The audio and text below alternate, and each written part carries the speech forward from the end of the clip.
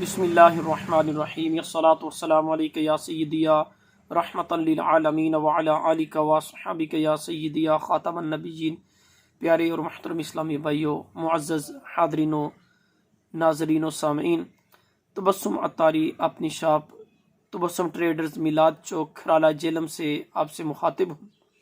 آج چاند کی 3 تاریخ ہے، جمادی الاخر کی 17 نومبر 2023 ہفتہ کا دن ہے، اور میں آپ سے ایک بار پھر مخاطب ہوں۔ آئیے درود پاک کی آج کی فضیلت سنتے ہیں۔ تاجدار رسالت صلی اللہ تعالی علیہ وآلہ وسلم نے ارشاد فرمایا کہ بخیل ہے وہ شخص جس کے سامنے میرا ذکر ہو اور وہ مجھ پر درود پاک نہ پڑھے، لہٰذا بخل سے نہیں بلکہ فراخ دلی کا مظاہرہ کرتے ہوئے جب بھی ہمارے آقا صلی اللہ علیہ وسلم کا ذکر خیر ہو، سنیں یا ہم خود آپ کا ذکر مبارک کریں، تو فوراً سے پہلے ہمیں چاہیے کہ ہم اپنے مدنی کریم صلی اللہ تعالی علیہ وآلہ وسلم پر درود و سلام پڑھ لیا کریں۔ صلو علی الحبیب صلی اللہ تعالی علی محمد وعلی آلہ واصحابہ وبارک وسلم۔ درود پاک ایسی بابرکت عمل ہے کہ یہ اللہ تبارک و تعالی عز و جل خود بھی درود بھیجتا ہے، اور اپنے محبوب کے غلاموں کو بھی حکم فرمایا کہ تم بھی میرے حبیب پر درود بھیجو۔ اور درود پاک چیز کیا ہے؟ درود پاک تو دعا ہے، اللہ کے حبیب صلی اللہ تعالی علیہ وآلہ وسلم کے لیے دعائے رحمت مانگنے کی۔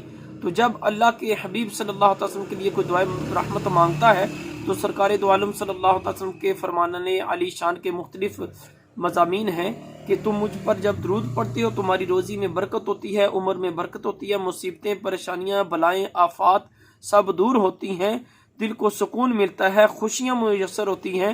تو اسی لیے کسی عاشق نے کیا خوب کہا ہے کہ جو کوئی اپنا بھلا چاہتا ہے اسے چاہے جس کو خدا چاہتا ہے، ارے درود ان پہ بھیجو، سلام ان پہ بھیجو، یہی تو مومنوں سے خدا چاہتا ہے۔ اور اس نے پھر چاہتے ہوئے فرما بھی دیا، ان اللہ و ملائکتہ یصلون علی النبی یا ایھا الذین آمنوا صلوا علیہ وسلموا تسلیما۔ آپ بھی پڑھ لیجیے، الصلاۃ والسلام علیک یا سیدی یا رسول اللہ وعلی آلک واصحابک یا سیدی یا حبیب اللہ۔ تو میں عرض کر رہا تھا، درود پاک ایک ایسا عمل ہے، اللہ تعالیٰ عبادت اور عبادات سے پاک ہے، وہ کسی کی نہیں کرتا، اس کی عبادت مخلوق ساری کرتی ہے۔ تو وہ بندے کے کسی عمل عبادت میں تو شریک نہیں ہے۔ ایک عمل درود ایسا ہے جس میں رب بھی، وہ لا شریک بھی اس میں شریک ہوتا ہے۔ تو درود پاک اللہ تعالیٰ کا حضور پر درود بھیجنا اور ہم غلاموں کا حضور کے لیے درود یعنی دعائے رحمت مانگنا ہے، تو اللہ بھی درود بھیجتا ہے، ہم غلاموں کو بھی درود بھیجنے کا حکم دیا گیا ہے۔ لہٰذا یہ کسی کو کسی عمل میں شریک کرنا، کسی کام میں شریک کرنا، یہ محبت کی علامت ہے، یہ اعزاز کی علامت ہے۔ دیکھیں، ہمیں کوئی چیز، کوئی جگہ، کوئی کام اچھا لگتا ہے، ہم چاہتے ہیں ہمارا بھائی، دوست، باپ، احباب بھی اس میں شامل ہو جائیں، ہم ان کو دعوت دیتے ہیں، پیغام دیتے ہیں، غیروں کو کوئی نہیں بلاتا۔ تو جب عام کاموں کی باری آئی، اللہ نے فرمایا یا ایھا الناس، لیکن جب بات خاص آئی تو خاصاں دی گل عامہ اندر نہیں مناسب کرنی، میٹھی کھیر پکا محمد کتیاں آگے ترنی۔ اللہ نے فرمایا یہ کتوں کو کیا ضرورت ہے اس میں شامل کرنے کی، اپنے محبوب کے غلاموں کو اور اہل ایمان کو میں شامل کروں گا۔ بات میری اور میرے محبوب کی ہے، تو جو میرے محبوب کے محبوب ہیں، ماننے والے ہیں، عاشقان رسول ہیں، ان کو اس میں شامل کروں گا۔ تو اس نے اعلان فرما دیا، ان اللہ و ملائکتہ یصلون علی النبی یا ایھا الذین آمنوا صلوا علیہ وسلموا تسلیما۔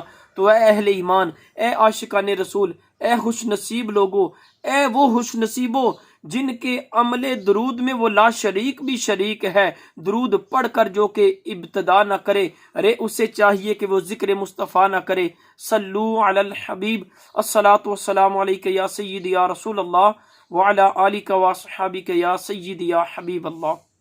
درود پاک کی فضیلت اور تھوڑی تفصیل سننے کے بعد آئیے مسلم شریف کی ایک حدیث مبارکہ ہے، سنتے ہیں۔ اللہ کے پیارے حبیب صلی اللہ تعالی علیہ وآلہ وسلم ارشاد فرماتے ہیں کہ جو مسلمان اپنے مسلمان بھائی کی عیادت کو گیا، کسی کی عیادت کو، بیمار پرسی کو گیا، تو وہ گھر واپس آنے تک جنت کے پھل چننے میں رہا۔ سبحان اللہ۔ محترم اور پیارے اسلامی بھائیوں، اس سنت رسول سے، حدیث مبارکہ سے، عمل مصطفیٰ صلی اللہ تعالی علیہ وسلم سے اور آپ کی ترغیب دینے والے اس عمل سے پتہ چلا کہ ہم جب بھی اللہ اور اس کے رسول کی رضا کے لیے کسی مسلمان بھائی کی بیمار پرسی کو، عیادت کو جائیں تو ہم بوجھ نہ سمجھ کر جائیں، کسی پر احسان نہ سمجھ کر جائیں، کسی کو دکھاوا کر کے نہ جائیں، بلکہ اللہ اور اس کے رسول کا حکم مان کر، سمجھ کر اس پر عمل کرتے ہوئے جائیں گے تو جائیں گے اس کی بیمار پرسی کرنے کے لیے، چلیں گے زمین پر، اپنے علاقے میں، اپنے گھر میں، اپنے محلے میں، لیکن ایسے ہے گویا کہ وہ جنت میں چل رہا ہے اور جنت کے درختوں کے گرے ہوئے پھل چن رہا ہے۔ سبحان اللہ۔ وہ اللہ پاک اس کو گویا جنت میں پہنچا دیا، اس نے جنت میں چلنے کی مثل ہے اور جنت کے باغات کے پھل چن رہا ہے۔ اللہ تبارک و تعالی عز و جل ہمیں اخلاص کے ساتھ، یہ بظاہر چھوٹے چھوٹے کام ہیں لیکن دیکھ لیں یہ عمل ہمیں جنت میں اور جنت کے پھلوں تک پہنچا رہا ہے۔ کیوں؟ یہ وما ینطق عن الہوا کی زبان سے نکل گیا تو اگرچہ میں یہاں پر میلاد چوک کھرالا میں بیٹھا ہوا ہوں، میں یہاں پر موجود ہوں، یہاں پر چل پھر رہا ہوں، لیکن اللہ کے رسول صلی اللہ تعالی علیہ وسلم کے فرمان کے مطابق جنت کے پھل چن رہا ہوں۔ اگر کسی کی عیادت کو جاتا ہوں تو آپ بھی نیت کیجئے، میں بھی نیت کروں کہ ہم جب بھی کسی اپنے مسلمان بھائی ہو، کوئی بھی مرد و خواتین ہو، عزیز رشتہ دار ہوں، جب بھی کسی کی عیادت کے لیے جائیں، اور اس کے علاوہ میرے مرشد فرماتے ہیں ہر عمل میں نیت جو ہے یہ ڈیپینڈ کرتی ہے، نیت اچھی ہو اور جتنی بھی اچھی نیتیں ہوں اتنا ثواب زیادہ ملے گا۔ جب بھی کوئی عمل کریں اللہ اور اس کے رسول کی رضا کے لیے کریں، کیونکہ فرمایا نیت المؤمن خیر من عملہ، مومن کی نیت اس کے عمل سے بہتر ہے۔ مومن کو اعزاز یہ ہے کہ باقی امتوں کے لوگ، باقی لوگ جو ہے وہ عمل کر چکتے تھے تو تب جا کر ان کو کچھ ملتا تھا ثواب کے معاملے میں، لیکن نبی رحمت، شفیع امت، قاسم جنت و نعمت صلی اللہ تعالی وسلم کے وسیلہ عظیم سے ہمیں یہ سعادت ملی کہ میرے آقا صلی اللہ تعالی وسلم کے، میرے محبوب کے غلام عمل تو دور کی بات ہے، دل میں نیت کر لیتے ہیں، رب عز و جل ثواب عطا فرما دیتا ہے۔ تو ہمیں چاہیے کہ ہم اچھی نیتوں کے ساتھ اللہ تعالیٰ عز و جل اور اس کے رسول کے حکم پر عمل کرتے ہوئے اپنے مریضوں کی بیمار پرسی کیا کریں اور ان کے پاس جا کر ان کا دل نہ توڑیں بلکہ ان کی دل جوئی کیا کریں۔ اور حدیث مبارکہ میں فرمایا گیا ان کو یہ الفاظ کریں، لا بعث طہور انشاءاللہ، اے بیمار، اے ہمارے مریض بھائی، تو پریشان نہ ہو، دل چھوٹا نہ کر، مایوس نہ ہو، یہ بیماری تمہارے گناہوں کو پاک اور صاف کر دے گی، تمہارے گناہوں سے پاک کر دے گی، لا باس طہور انشاءاللہ، تو پاک ہو جائے گا۔ تو حدیث مبارکہ میں یہ بھی آیا کہ بخار گناہوں سے پاک کرتا ہے۔ آئیے آج کی مختصر سی تلاوت اور ترجمہ و تفسیر سنتے ہیں۔ اعوذ باللہ من الشیطان الرجیم،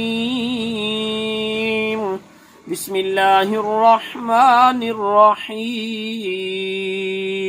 ان اللہ لا یغفر ان یشرک به ویغفر ما دون ذلك لمن یشاء ومن یشرک باللہ فقد افترى اثما عظیما۔ آمنت باللہ صدق اللہ العظیم وصدق رسولہ النبی الامین الکریم، جس کا ترجمہ اور مفہوم ہے۔ پارہ نمبر 5 ہے، سورۃ نساء کی آیت نمبر 48 ہے۔ ان اللہ لا یغفر، اللہ تعالیٰ عز و جل، بے شک اللہ عز و جل کسی کو نہیں بخشتا، ان یشرکا، جس نے شرک کیا بہی اس کے ساتھ، جس نے شرک کیا اللہ تعالیٰ اس